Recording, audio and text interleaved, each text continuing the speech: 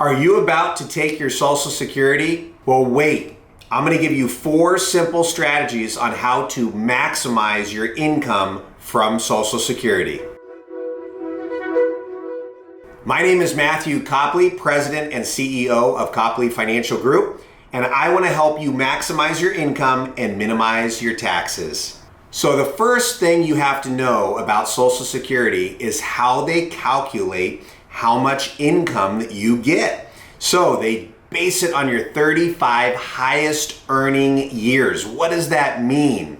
They actually take a look at all of your previous work history, and they actually pull up all those old years to today's value dollars. For example, if you earned $176,100 in 2025, it is worth the same as earning $39,600 in 1985.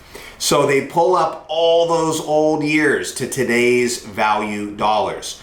Once they pull up all 35 of those years to today's value dollars, they line them up, and it's your 35 highest earning years that they use for their calculation. So it's important to understand that the 35 years is a big deal. If you only have 30 work years, they're factoring 5 zeros into that equation. So that's going to really pull down your numbers.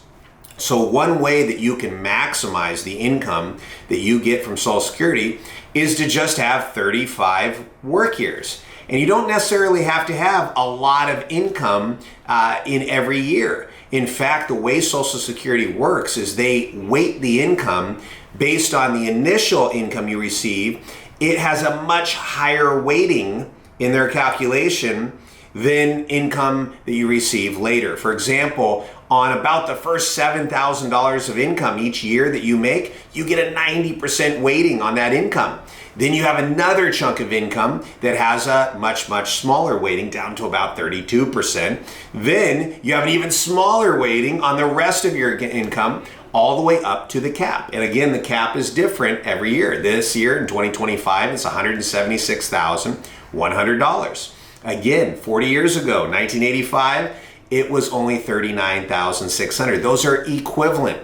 So it's important to understand having your 35 work years is very, very important.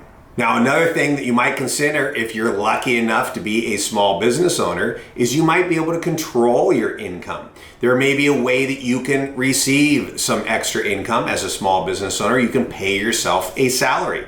Maybe you have a business. I've had clients with businesses where one person is collecting a salary to make sure everything is kosher with the IRS. Someone's collecting W-2 income, but maybe their spouse is also working in the business, but they're not collecting any salary.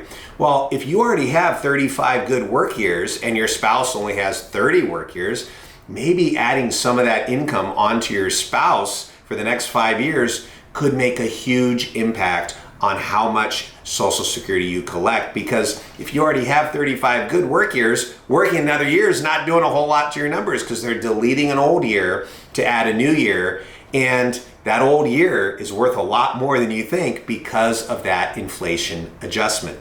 What if you're not a small business owner? Well, just go out and get a part-time job. Again, because of the weighting of how Social Security calculation works, you might only need to make $10,000 or $12,000 for the whole year in order to really affect your numbers.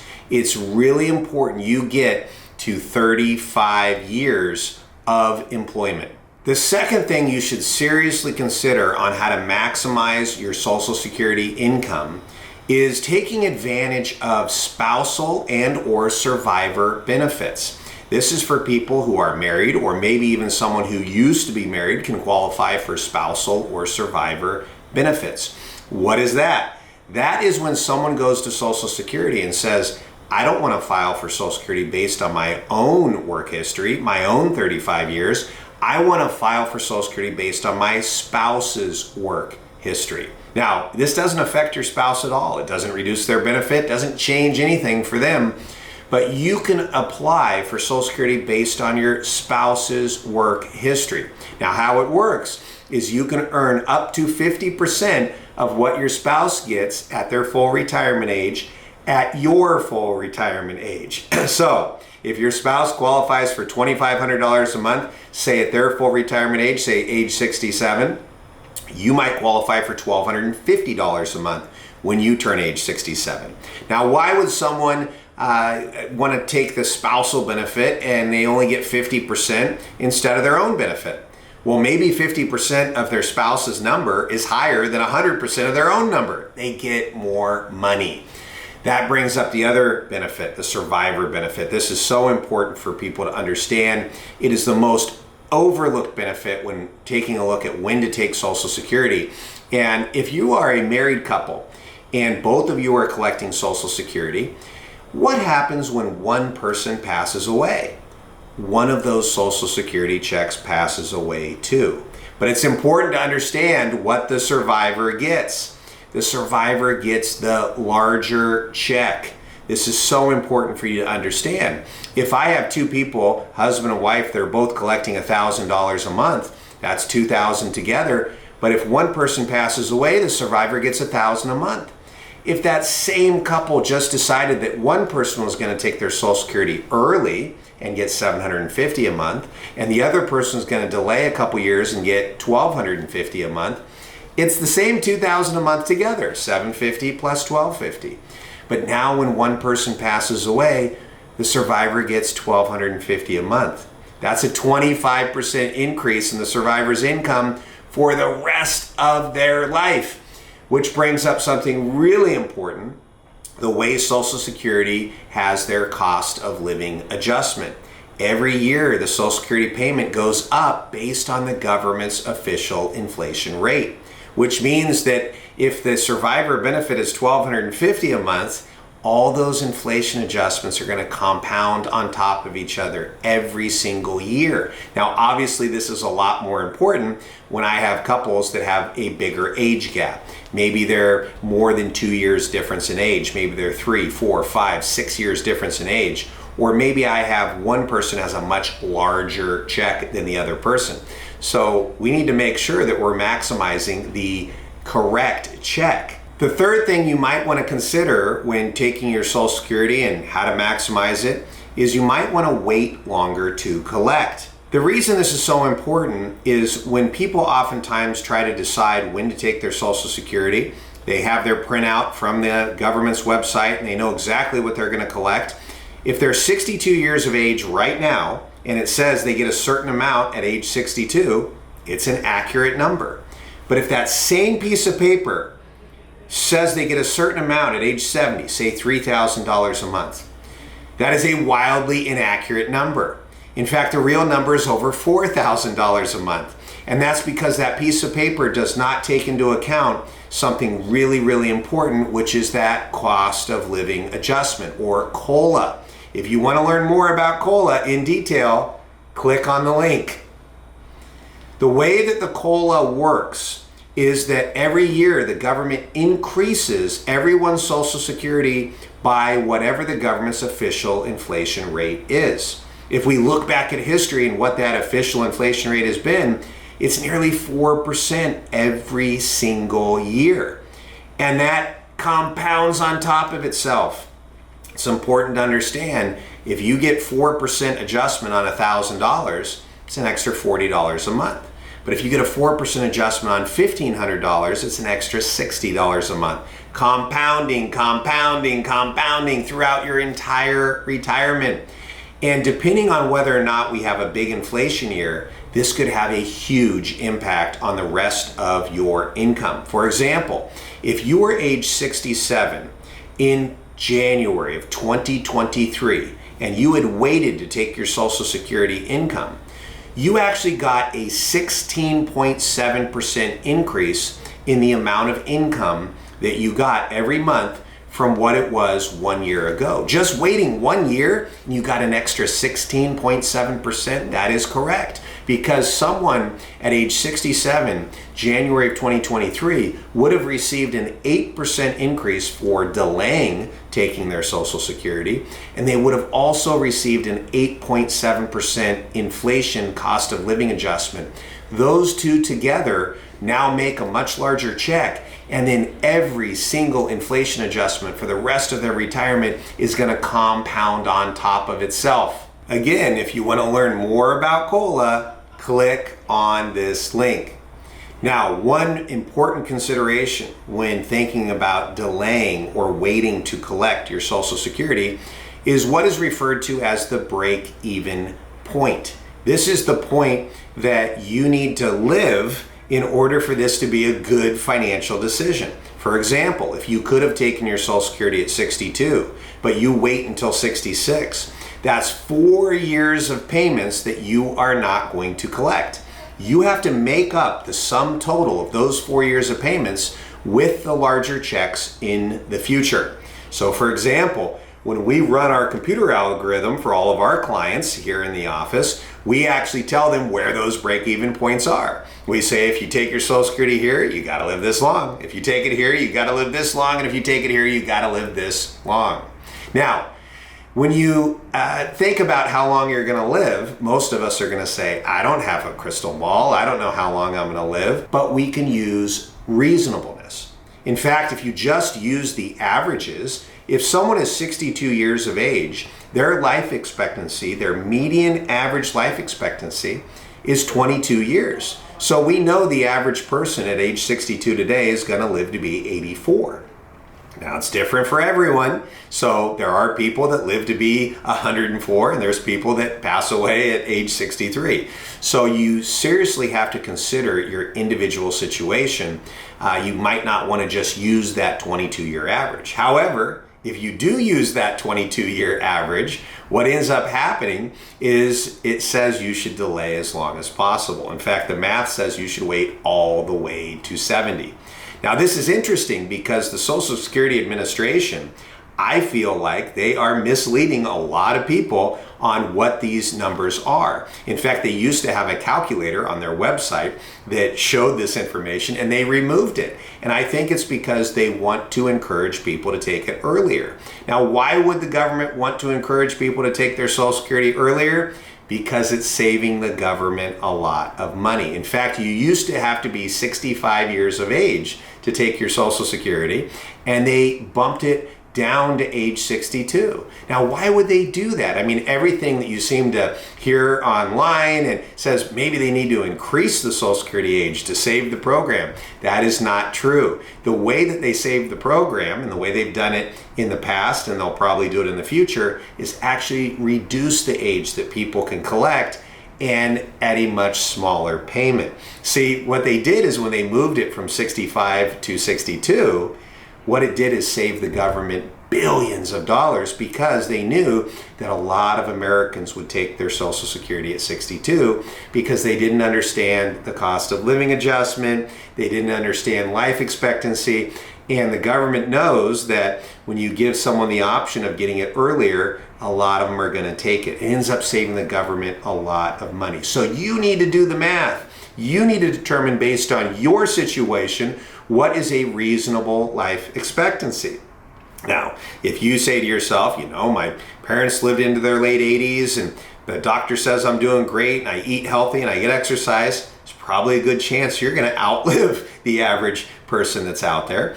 And someone that maybe smokes 3 packs of cigarettes a day and likes to drive their motorcycle between the cars on the highway at rush hour, probably you should take it earlier because your life expectancy is a little less than the average person.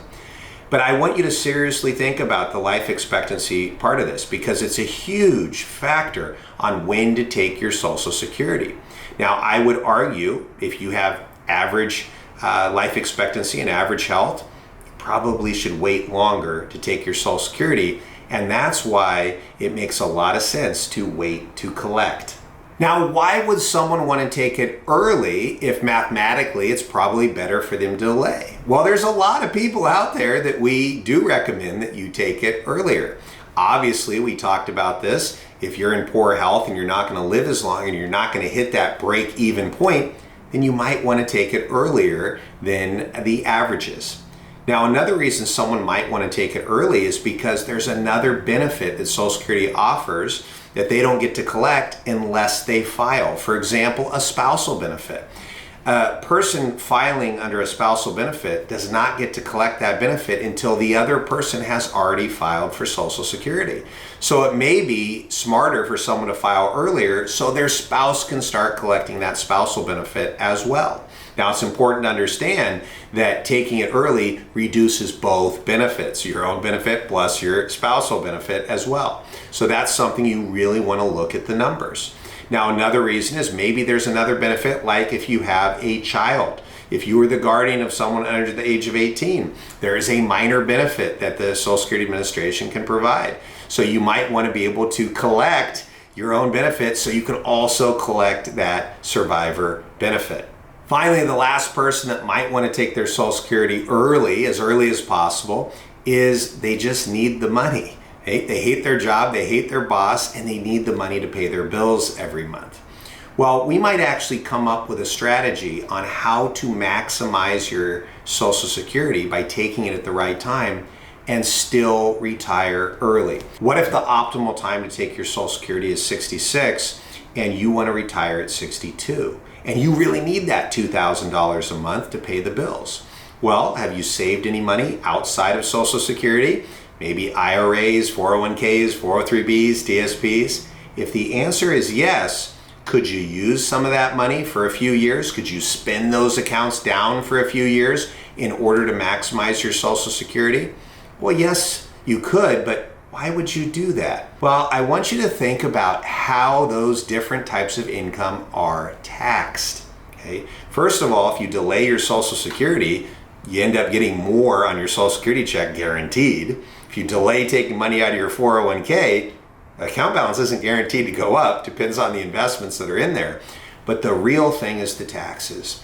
If you start taking money out of an IRA or a 401k, with the exception of a Roth IRA, it's fully taxable by the federal government, it's fully taxable by the state. So you want to take a look at that income as less valuable, because if you start taking money out of Social Security, you pay less federal, maybe none, and no state tax in most states on Social Security income. So if you have income that you are paying less taxes on versus income you pay more taxes on, which income do you want more of? You want more of the income you pay less taxes on. You don't want more of the income you pay more taxes on. So it makes a lot of sense to reduce those qualified retirement accounts down in order to maximize Social Security.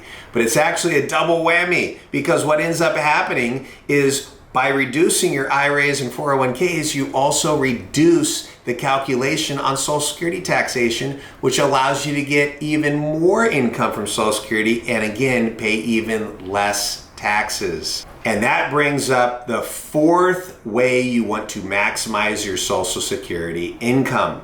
And that is to understand how to reduce your taxes in retirement.